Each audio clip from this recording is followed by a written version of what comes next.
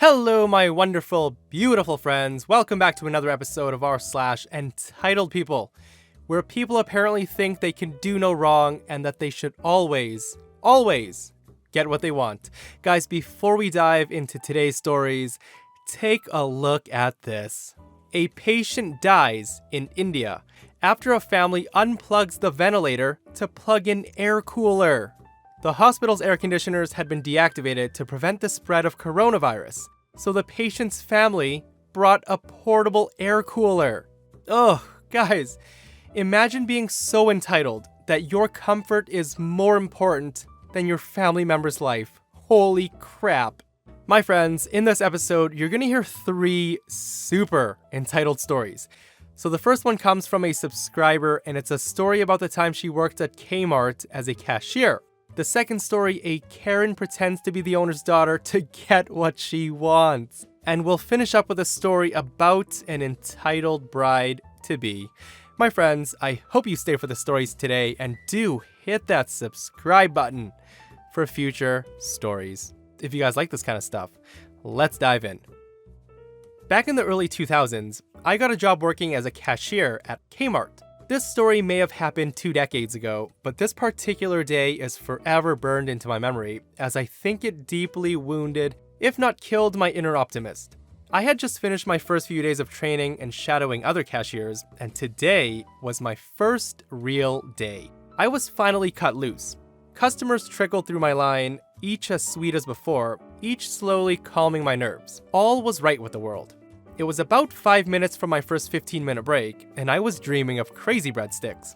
Slowly but surely, a quite elderly man made his way to my aisle. Let's call him Father Time. I would be doing you all a disservice if I simply said that Father Time looked like a classic super old guy. I have to paint this picture for you because it's personally important to me. I first was taken aback by his size and posture. He was very short and severely hunched over his cane. If you were to straighten him up all the way, I'd probably still be taller than him. He also had a real thin frame with even thinner looking skin. It was the dead of summer, but he shivered like a chihuahua in February. Slowly, he walked down my aisle. Each movement he made seemed calculated and deliberate. I wasn't sure if he was afraid of tripping and falling over, or was looking for spare change on the ground. His attire did not disappoint me either, and I had all the time in the world to take it in. He had dark brown leather loafers and the whitest socks I've ever seen. He had on crisply iron-tan dress pants that hiked up to his nipples, firmly held in place with both a belt and suspenders. His blue pinstripe short-sleeved dress shirt had more starch in it than a loaf of bread, which he paired with a navy bow tie. His glasses were as thick as Coke bottles, and I'm surprised they were able to stay on his face. Oh, and of course, he topped it all off with a snazzy fedora and a big smile that showed off his ill-fitting dentures. I cannot stress enough how non-threatening this man looked. I said, "Hello, sir. Welcome to Kmart. How may I help you today?" Father Time says, "I would like to buy this."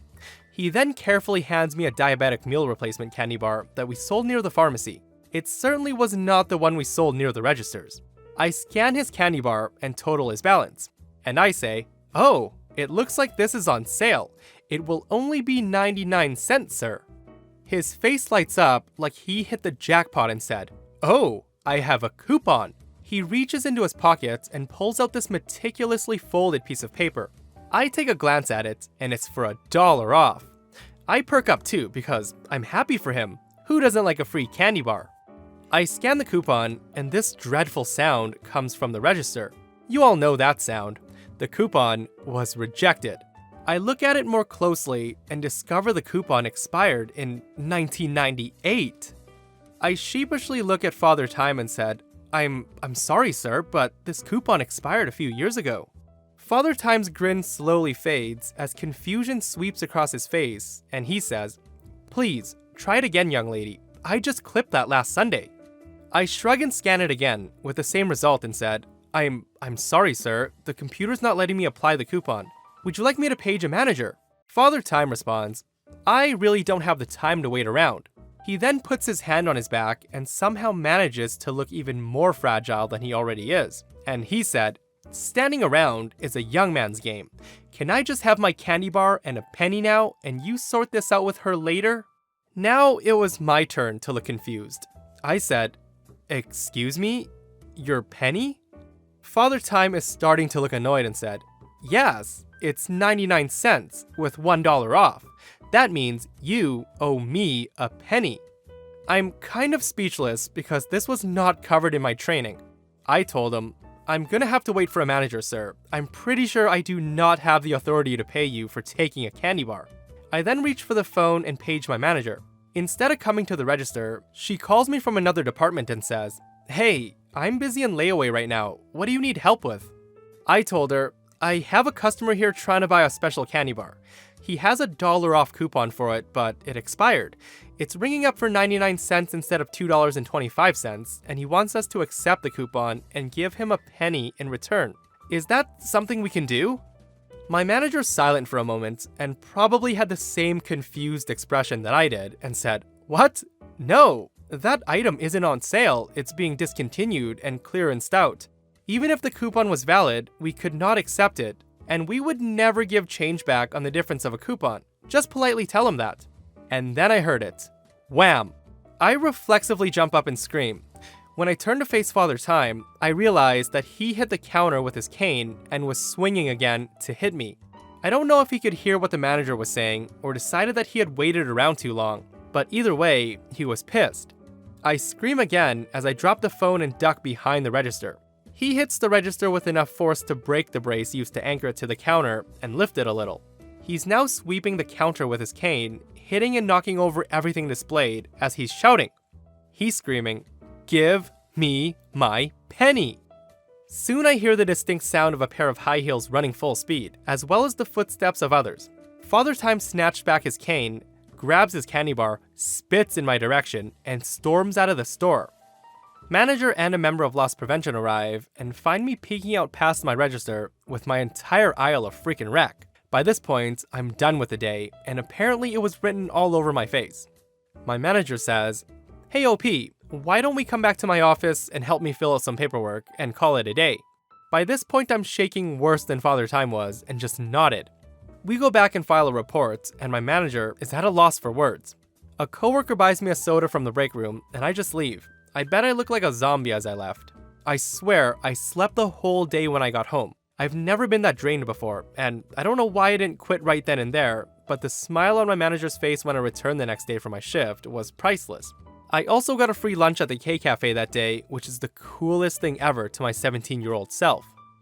Aside from that being a terrifying experience, OP now has a wonderful story to tell for the rest of her life. I've said it once, and I'll say it again. I have mad respect for those who work in retail and have to deal with Karens and crazy people all the time. Imagine going to work and getting attacked by an old man. Oh my goodness. So, a little backstory on where I work. It's a very small family business where we sell pools and pool chemicals. Only 2 desks in our office, which can fully see into the showroom. 1 desk for the manager and 1 for me. Also, when I say a small business, I mean it. Normally it was just me and my mom who's the manager. However, we had just recently hired someone new that was a little older than me. I was 21 at the time, and my new coworker was 28. My mom had to go and pick up some office supplies for us and mail off some bills, so it was just me and my coworker. We weren't very busy at the time since it was a weekday and fairly close to closing time.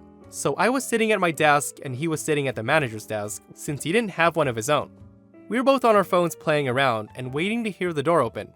We hear the door open and my coworker, who we'll just call Matt, starts to get up. And I tell Matt that I've got this one, so he sits back down. I stand up and see this lady, Karen, and her kid come in and start walking around. I walk out to the showroom and welcome them to the store and ask if they need help finding anything. Karen says, "We are just looking right now. I'll let you know if we have any questions." Her kid responds, "I want a pool toy. Where's the toys at?" I looked at him and said, "Well, the pool toys are right over there, in the aisle by the door, and on that wall there." I motioned to the wall where all the displays were, and Karen says, "I told you that we don't need any help right now." I just stepped back and walked into the office, not wanting any more confrontations this close to closing. They continued looking around for another few minutes when I heard the kid hollering from the front of the store. I look up, and the kid was climbing on our ladder samples, which clearly have neon green signs that say, "Do not climb on." So I walked up and politely told the kid that he couldn't climb on them. Karen is her Karen self, and says something along the lines of, "Don't tell my kid what to do." And the kid, who's 10, starts crying. I said, "I'm sorry, but it's against company policy to have anyone climbing on them for safety purposes." I point at the sign that says you can't, and Karen says, "Well, you should have made the sign bigger." I'm not the best at containing my frustration, and when I get frustrated at someone, my sarcasm comes out with absolutely zero filter. This kid had been running around our store screaming like a banshee, and I was getting very annoyed. Me, under my breath, said, "Well, maybe try using your eyes next time." Karen says, "What did you say to me?" I said to look for a sign next time you want to let your son climb all over the displays in the store, and I walked away. She continues walking around with the kid still crying until she gets to the one corner where we have some Legos for kids to play with while their parents wait to have their water tested or be helped. Mind you, the area was closed and had the lights shut off. The kid screaming and said, "I want to play with those Legos." I wasn't even in the mood to say no, as long as it stopped him from crying. Then, he starts to carry them out from the designated area and throwing them down the aisles at our toy displays. I had enough, because I knew I was going to have to clean it up, and I told him, "You are not allowed to take the Legos from the play area. Please put them back from where you got them." And Karen says, "Who do you think you are talking to my son that way?" I said, "I'm simply telling you both that what he's been doing is not allowed in the store and he needs to stop." Then, Karen drops the bomb and says, "Well, how dare you talk to us that way? I'll have you know that I'm the owner's daughter and I'll have you fired for this." Mind you, the owners are my grandparents and she sure as hell isn't my aunt. Karen walks up to Matt and says, "Have you heard how your employee talks to me? He's the rudest employee I've ever met, and as the owner's daughter, I demand that he get written up or be fired." Matt replies to her, "Well, I can't do that. I can't fire him because he's my boss." Karen finally shuts up and looks at me while I'm grabbing the picture frame off the wall. I slide it in front of her and point to my label.